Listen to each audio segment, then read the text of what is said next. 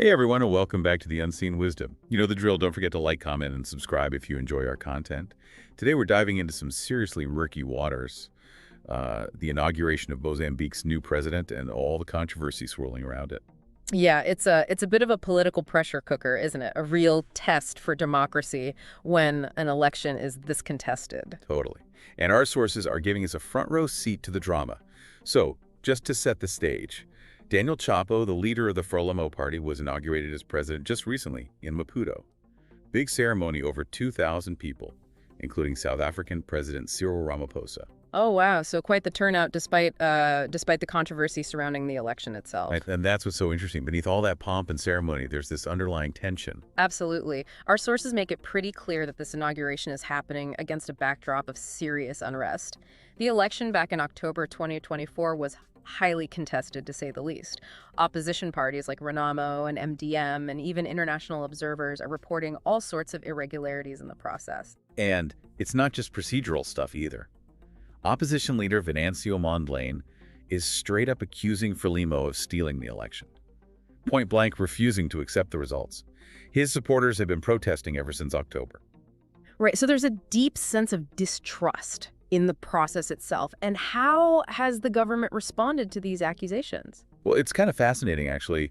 The Mozambican Constitutional Council actually did uphold the election results, but not without some tweaks. Tweaks, so they acknowledged some issues. Yeah, they actually lowered the vote count for Frelimo and increased it for the opposition, but still declared Chapo the winner. Huh, that's a really interesting move. Almost like they're trying to appease both sides, but it doesn't seem like it's working. Definitely not. Mondlane is not backing down at all. He called for a national strike to protest the inauguration, basically threatening to bring the country to a standstill. Wow, that's a bold move. He's really putting the pressure on. And what about the violence we've been hearing about? Is that directly connected to the protests? Yeah, on the day of Chapo's inauguration, there were reports of at least 7 people killed in clashes in Maputo and Nampula province. Oh man, that's tragic.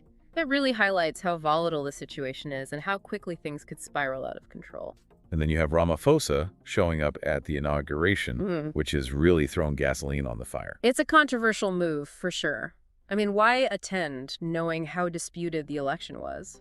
Especially with Mondlane vowing to escalate the protests. Yeah, it's a head-scratcher. Some are saying it legitimizes a potentially fraudulent election and undermines democracy in the region. Yeah, South Africa has a huge influence in the Southern African development community, so Ramaphosa's actions carry a lot of weight. Many feel he missed an opportunity to use that influence to encourage dialogue and peaceful resolution.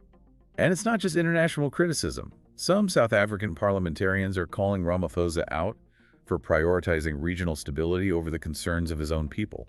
Right, there's this sense that he's overlooking the human cost of this political crisis, both in Mozambique and back home. South Africa is dealing with its own set of issues, remember, like the aftermath of that terrible mine collapse. People are wondering why he's in Mozambique, seemingly ignoring the suffering of his own citizens. It's a tough situation for sure. Maybe Ramaphosa is trying to walk this tightrope, maintain influence and stability in the region. Sure, but it's hard to ignore how it looks attending an inauguration that many see as illegitimate. Sends a pretty mixed message about South Africa's commitment to democracy, don't you think? Yeah, it does. And just to complicate matters further, Mondlane is not backing down one bit. He's vowed to keep the protests going, potentially for Chapo's entire term. Wow, that's a serious commitment. If he follows through, it could paralyze the country, make it nearly impossible for Chapo to govern effectively. So here we have this newly inaugurated president trying to establish his authority, facing off against this powerful opposition leader who's basically determined to make the country ungovernable. It's a classic power struggle set against the backdrop of a nation still healing from a long and brutal civil war. Yeah, and what really strikes me is the potential here.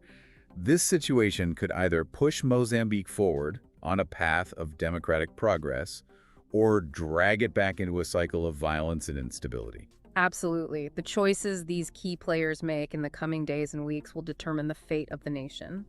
And the choices have a ripple effect not just within Mozambique, but across the whole region. Right. The stakes are incredibly high. Okay. So we're back, and I want to dig deeper into those potential scenarios we touched on earlier. You mentioned Mondlane's actions could paralyze the country. What does that look like in reality? Well, a sustained national strike could have a huge impact. Think about it. Transportation shuts down, businesses forced to close essential services disrupted. It would create this this climate of fear and uncertainty, making it really difficult for the government to function. And what about the economy? Our sources are already highlighting worries about investors pulling out and the tourism industry taking a hit. Exactly. Mozambique has worked so hard to rebuild its economy since the Civil War. This kind of instability could completely derail that progress. Could lead to job losses, rising inflation, a decline in living standards for everyday Mozambicans. So it seems like Monlane's gambling that economic pressure and the threat of chaos will force Chapo to negotiate.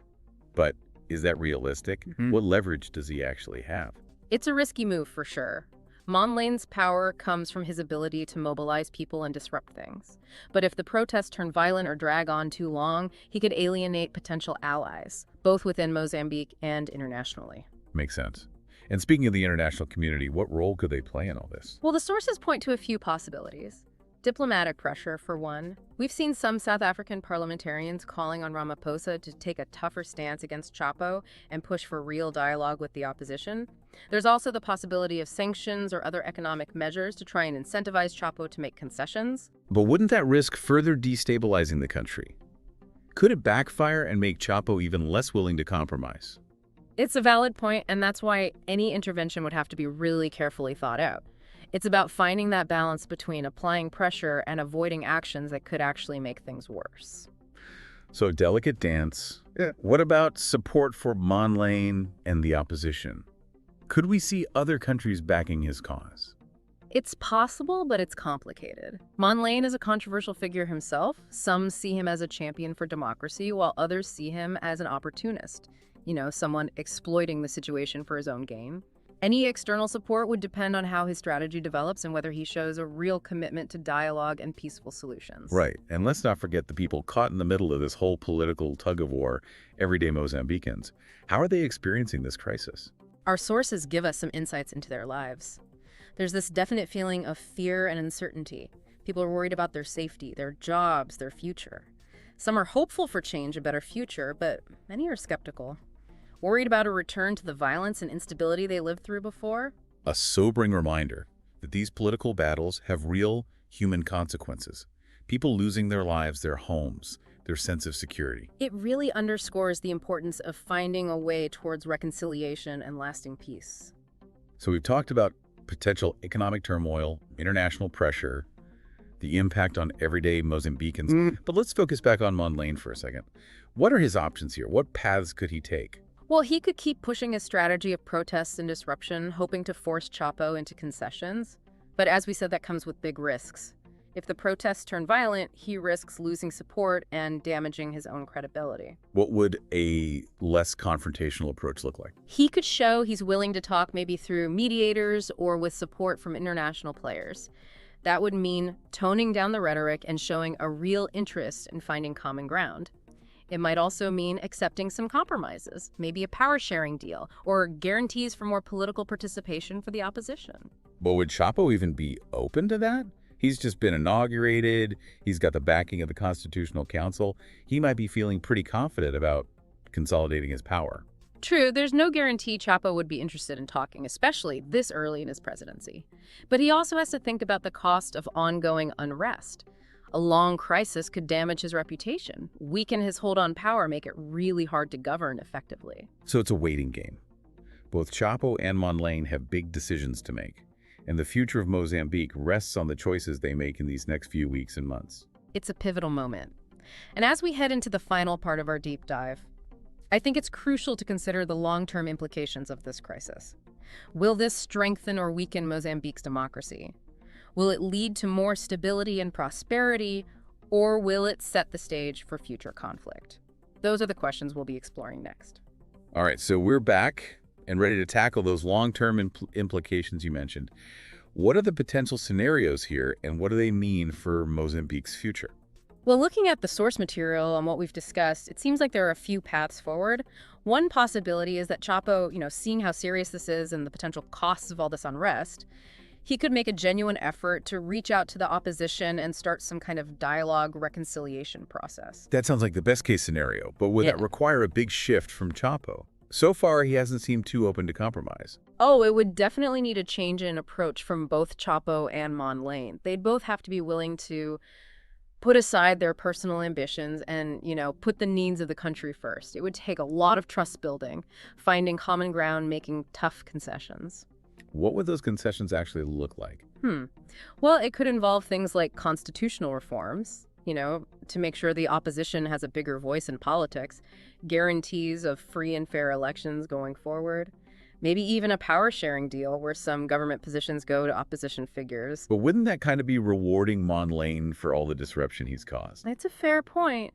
Any concessions would have to be carefully thought through. They'd need to address the real grievances without undermining the government's authority or, making it seem like political power can be grabbed through intimidation and unrest. So a delicate balancing act for sure.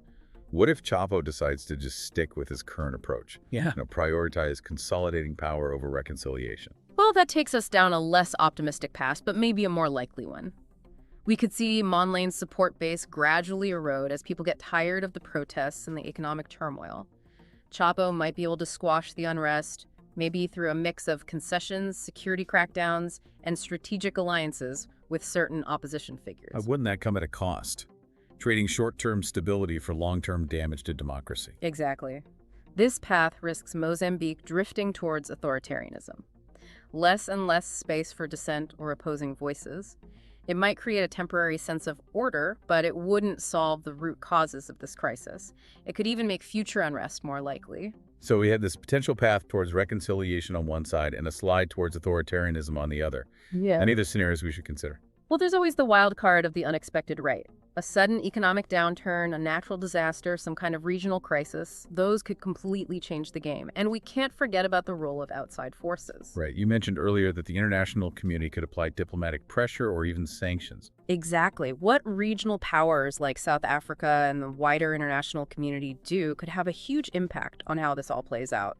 They could choose to get involved constructively, supporting dialogue and providing aid, or they could take a more hands-off approach and let things unfold on their own. So basically, Mozambique's future is hanging in the balance. It's a nation at a crossroads, facing a choice between embracing dialogue and reconciliation, or falling deeper into division and instability. It really highlights how fragile democracy is and how it's always evolving. It takes constant vigilance, compromise, a willingness to put the greater good ahead of partisan interests. Couldn't have said it better myself. And that wraps up our deep dive into the situation surrounding Mozambique's new president. We've explored the controversies, the challenges, the potential paths forward. It's been a fascinating journey. It's a situation that's going to keep developing, and we urge you to stay informed and engaged. What Mozambique's leaders decide to do, what the international community does, and the resilience of the Mozambican people, these will all shape the future of this nation. Absolutely. And as always, thank you for joining us on The Unseen Wisdom. If you found this discussion insightful, please like, comment, and subscribe to our channel for more thought-provoking conversations. Until next time, keep seeking wisdom, keep asking questions, and keep exploring the unseen.